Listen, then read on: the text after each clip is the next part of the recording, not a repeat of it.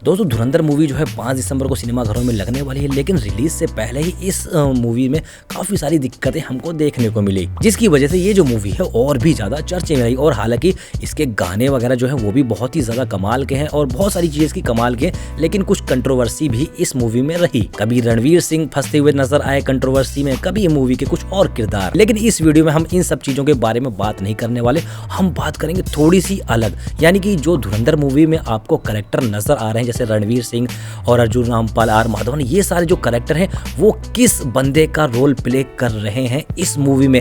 वो जो बंदे हैं रियल लाइफ में किस तरह के बंदे हैं, वो किस तरह के थे, उन्होंने क्या क्या किया, मतलब वही सारी चीज जानने वाले हैं। बहुत ही कमाल की वीडियो होने वाली है। इस वीडियो में आपको फुल मजा आने वाला है और कमाल की नॉलेज मिलने वाली है। सबसे पहले बात करते हैं रणवीर सिंह की। आप सभी को पता है मेजर मोहित शर्मा का यह रोल प्ले करते हुए नजर आएंगे इस मूवी में, और कुछ कंट्रोवर्सी में भी फंसे हुए थे। लेकिन भाई साहब मेजर मोहित शर्मा की अगर आप कहानी सुनोगे ना, आप कहोगे ये इंसान देश का एक सच्चा देशभक्त था। मेजर मोहित शर्मा की बात करते हैं तो ये भारतीय सेना के एक बहादुर थे, और तो और मरणों उपरांत इनको अशोक चक्र से भी नवाजा गया था। और इनका जो जन्म है 13 जनवरी 1978 हरियाणा के रोहतक शहर में हुआ था। इन्होंने नेशनल डिफेंस एकेडमी और इंडियन मिलिट्री एकेडमी देहरादून से अपना परीक्षण लिया। 11 दिसंबर 1999 को इन्होंने 5वीं बटालियन मद्रास रेजिमेंट में लेफ्टिनेंट के पद पर कमीशन मिला, और साथ ही साथ 2003 में ये पैरा कमांडो भी बने। 2004 में इन्होंने हिजबुल मुजाहिदीन, एक आतंकी जो संगठन है, उसको खत्म करने के लिए एक टीम बनाई, और इस हिजबुल मुजाहिदीन आतंकी संगठन के 2 बहुत ही बड़े आतंकी को ढेर किया। और 21 मार्च 2009 को कुपवाड़ा के हफरूदा के घने जंगलों में इनको पता चला कि एक आतंकी संगठन यहाँ पर इकट्ठा हुआ है जो हिंदुस्तान में कुछ गलत एक्टिविटी करने वाला है। तो इन्होंने फिर से एक अपनी टीम बनाई, और उस टीम को लेकर इन्होंने जो आतंकी संगठन को करारा जवाब दिया है ना, दुश्मनों के जो छक्के छुड़ाए ना, वो कभी जिंदगी में भूल नहीं पाएंगे। लेकिन ये जो मुठभेड़ थी काफी भयानक मुठभेड़ थी, जिसमें आतंकी लोग तो मारे गए, साथ ही साथ मेजर मोहित शर्मा को इस जंग के दौरान, इस मिशन के दौरान कई सारी गोलियां लगी। लेकिन उसके बाद भी इन्होंने लड़ना नहीं छोड़ा, अपने 2-3 साथियों की इन्होंने जान भी बचाई, और तो और जो दुश्मन के छक्के छुड़ाए हैं वो दुश्मन तो हमेशा जिंदगी भर याद रखेंगे। लेकिन उस मिशन में इनको कई सारी गोलियां लगी थी, जिसकी वजह से इनको वीर गति प्राप्त हुई, और देश के लिए और इस मिट्टी के लिए उन्होंने शहादत ली। आर माधवन की अगर बात करो तो आर माधवन जो कैरेक्टर प्ले करते हुए नजर आएंगे मूवी में, इनका नाम अजय सान्याल होने वाला है। वैसे रियल लाइफ के जिस कैरेक्टर को ये मूवी में दिखा रहे हैं उसका नाम जो है अजीत डोभाल है। अजीत डोभाल भारत के 5वें और वर्तमान यानी कि अभी के टाइम में एक राष्ट्रीय सुरक्षा सलाहकार है। वैसे इन्हें भारत का जेम्स बॉन्ड भी कहा जाता है, क्योंकि जो इनकी कहानी है ना वो बहुत ही जबरदस्त है। इन्होंने भारत के लिए 33 साल से भी ज्यादा खुफिया एजेंसी में वक्त दिया है, और साथ ही साथ बहुत सारे ऐसे मिशन को अंजाम दिया है ना, जिसकी वजह से पाकिस्तान को ना धूल चाटनी पड़ी। और अजीत डोभाल जो है 22 साल की उम्र में ही एक IPS अधिकारी बन गए थे, और उन्होंने 7 साल पाकिस्तान में रहकर एक अंडर कवर एजेंट का काम किया, और उन्होंने बहुत सारे मिशन को सफलतापूर्वक अंजाम दिया। इसके लिए उन्हें कीर्ति चक्र से सम्मानित भी किया गया। और अभी की अगर बात करूं तो वो अभी किस पद पर हैं, तो आपको पता है प्रधानमंत्री नरेंद्र मोदी जी जो हमारे हैं, उनके अंडर रहकर राष्ट्रीय सुरक्षा सलाहकार के रूप में अभी काम करते हुए देश के लिए बहुत अहम भूमिका निभा रहे हैं। और इन्होंने पाकिस्तान में ना रहकर जो पाकिस्तान की जो खुफिया जानकारी होती है ना, वो अपनी इंडियन आर्मी और मतलब इंडिया तक पहुंचाई, जिसकी वजह से इंडिया ने बहुत सारे आतंकी को और बहुत सारे जो पाकिस्तान के मिशन होते ना उनको नाकामयाब किया। वहीं अगर मैं बात करूं अक्षय खन्ना की, तो अक्षय खन्ना इसमें रहमान डकैत या रहमत डकैत भी हम कह सकते हैं। वैसे रियल लाइफ में जिस बंदे का ये रोल प्ले कर रहे हैं उसका नाम था सरदार अब्दुल रहमान बलूच। ये कराची के लाहौर इलाके में रहने वाला ना एक पाकिस्तानी गैंगस्टर था, और रहमान डकैत पर कई सारी हत्याएं, मर्डर, अपहरण, फिरौती, स्मगलिंग, हथियार रखने, बेचने, इन सबको मिलाकर कम से कम 80 से ज्यादा इस बंदे पर केस दर्ज थे, मुकदमा चल रहा था। लेकिन ये बंदा पाकिस्तान की एक पॉलिटिकल पार्टी से जुड़ा हुआ था, जिसकी वजह से इस पर हाथ डालना या इसको पकड़ना बहुत ही ज्यादा मुश्किल था। रहमान डकैत जो था जहाँ पर रहता था वहाँ के लोग इसको अच्छा मानते थे, क्योंकि ये वहाँ पर लोगों की मदद करता था, शादी वादी में पैसे वैसे देता था। लेकिन ये अच्छा इंसान नहीं था। आप सोचो, जो इंसान हत्या करता है, मर्डर करता है, ये सारी चीज़ें करता है और दूसरे देश में घुसपैठ करता है, वो कहाँ से अच्छा इंसान हो सकता है।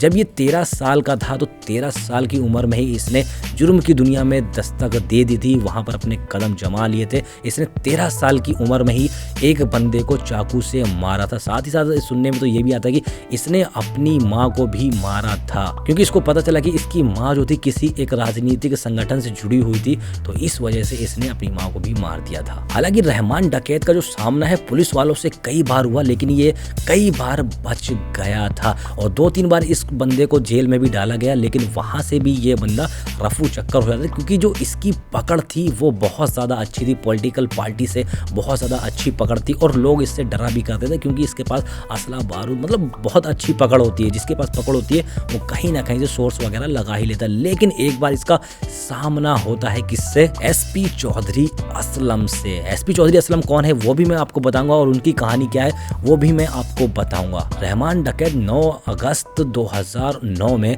चौधरी असलम से आमना सामना होता है। वहाँ से भी फायरिंग, यहाँ से भी फायरिंग, और चौधरी असलम जो निशाना लगा के मार देना, इस बंदे की खोपड़ी से भेजा बाहर। मतलब चौधरी असलम ने एक मुठभेड़ में इस बंदे को निपटा दिया था और पाकिस्तान से कुछ जुर्म करने वालों को हल्का कर दिया था। वहीं अगर बात करूं भाई साहब अर्जुन रामपाल की, जो इस बंदे का कैरेक्टर है, यानी कि जिनका ये रोल प्ले कर रहे हैं, वो भी एक बहुत ही कुख्यात आतंकवादी था। मूवी में जो अर्जुन रामपाल का नाम है वो मेजर इकबाल नाम है, लेकिन असल दुनिया में इस बंदे का जो नाम था वो है इलियास कश्मीरी। इस बंदे को उस टाइम पर नया उसामा बिन लादेन भी कहा जाता था। इलियास कश्मीरी जो था पाकिस्तान का एक कुख्यात, मतलब एक माहिर कह लो आतंकवादी था, और साथ ही साथ ये पाकिस्तान आर्मी में एक कमांडो भी रह चुका था। इसलिए ये कश्मीर में आकर वहां पर आतंक फैलाता था और वहां से इंडिया में घुसने की कोशिश करता था। सन 2000 के आसपास इस बंदे ने, इलियास कश्मीरी ने, पाकिस्तान में भारतीय सैनिकों के खिलाफ कई सारी जंग लड़ी या लड़ाई लड़ी। और तो और 2008 में जो मुंबई हमला हुआ था, जिसे हम 26/11 के नाम से जानते हैं, उसमें भी इस बंदे का एक अहम रोल था, एक अहम भूमिका थी। ये एक पक्का बहुत खतरनाक आतंकवादी था। इलियास कश्मीरी को जो दुनिया के माहिर आतंकवादी थे ना, उसमें इस बंदे का नाम आता है। इलियास कश्मीरी पर नजर पड़ चुकी थी जो अमेरिकी आर्मी थी ना, उनकी नजर पड़ चुकी थी और अमेरिकी आर्मी ने ऐलान भी कर दिया था, जो इस बंदे की हमें खबर देगा उसको हम $5 मिलियन भी देंगे। और एक दिन वो समय आ जाता है जब इलियास कश्मीरी का पता चल जाता है। जून 2011 में उत्तरी वर्जिस्तान, यानी कि पाकिस्तान का एक इलाका होगा, वहां पर जो अमेरिकी आर्मी है ना, उन्होंने ड्रोन के थ्रू, ड्रोन में जब बम होता है वो ला के इसके उड़ा दिया था। मतलब इस बंदे का वही चिथड़े उड़ गए थे। अब बात करते हैं चौधरी असलम की, यानी कि चौधरी असलम जो है, जिनका रोल प्ले करते हुए नजर आएंगे अपने संजू बाबा संजय दत्त। एसपी चौधरी असलम पाकिस्तान के सिंध में एक प्रसिद्ध पुलिस अधिकारी और निडर पुलिस अधिकारी, जो किसी के नहीं सुनता था। उनका मानना यही था कि भाई साहब ईंट का जवाब पत्थर से दो। इनकी जो पोस्टिंग है कराची में भी हुई और उस पोस्टिंग के दौरान इनको कहा गया कि जितने भी यहाँ पर आतंकवादी हैं और जो ग्रुप्स हैं, गैंग ग्रुप्स हैं, और जो भी आपको लगता है कि ये कुख्यात है, देश के लिए खतरा है, उन सबको निपटाओ। तो भाई साहब चौधरी असलम ने बहुत सारे लोगों को निपटाया और इसीलिए इनको इनकाउंटर स्पेशलिस्ट भी कहा जाता है। इस बंदे से, यानी कि चौधरी असलम से, वहाँ के जो चोर उचक्के या गैंगस्टर वगैरह थे ना, उनकी बहुत ज़्यादा फटती थी। और चौधरी असलम जो है कभी वर्दी नहीं पहनते थे, वो ज़्यादातर वाइट कपड़ों में रहना पसंद करते थे। और आप सभी को पता है जो इंसान शरीफ होता है, देश के लिए काम करता है, उसके बहुत सारे दुश्मन भी हो जाते हैं। तो इनके भी बहुत सारे दुश्मन थे। इनको कम से कम 10-12 बार मारने की कोशिश करी गई थी। कभी इनके घर पे अटैक हो जाता था, कभी ये जिस गाड़ी से जा रहे हैं उस गाड़ी पे अटैक हो जाता था। मतलब बहुत बार इनको मारने की कोशिश करी थी, लेकिन ये बंदे ने ठान रखी थी कि मैं इस देश से कई ऐसे मुजरिमों को, कई ऐसे आतंकवादियों को मार के ही मरूंगा। 1992 से 1997 तक इनको इनकाउंटर स्पेशलिस्ट ही बना के रखा गया था। ये जहां भी जाते थे ना, वहां पर धाएं धाएं धाएं गुंडे, चोर उचक्को सबको निपटाया करते थे।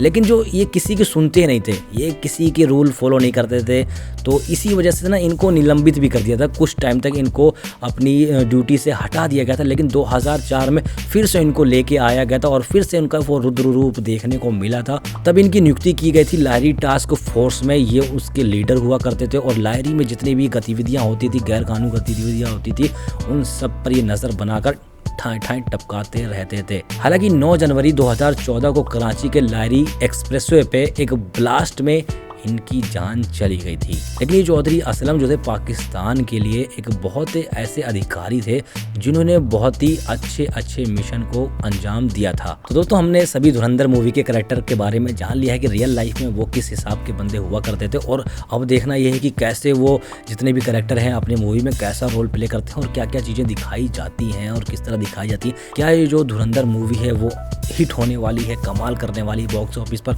लोगों को पसंद आने वाली है, वो तो मूवी रिलीज़ होने के बाद ही पता चलेगा। 5 दिसंबर को मूवी रिलीज़ होने वाली है। मैंने तो टिकट भी बुक कर लिया है, मैं तो जाने वाला हूँ फर्स्ट शो देखने, और देखने के बाद आपको बताऊंगा भी भाई मूवी आपके लिए है नहीं है, क्या चीज़ें सही दिखाई गई क्या नहीं दिखाई गई। तो उसके लिए आपको चैनल को सब्सक्राइब करना होगा। अगर वीडियो अच्छी लगी तो वीडियो को लाइक भी कर सकते हैं।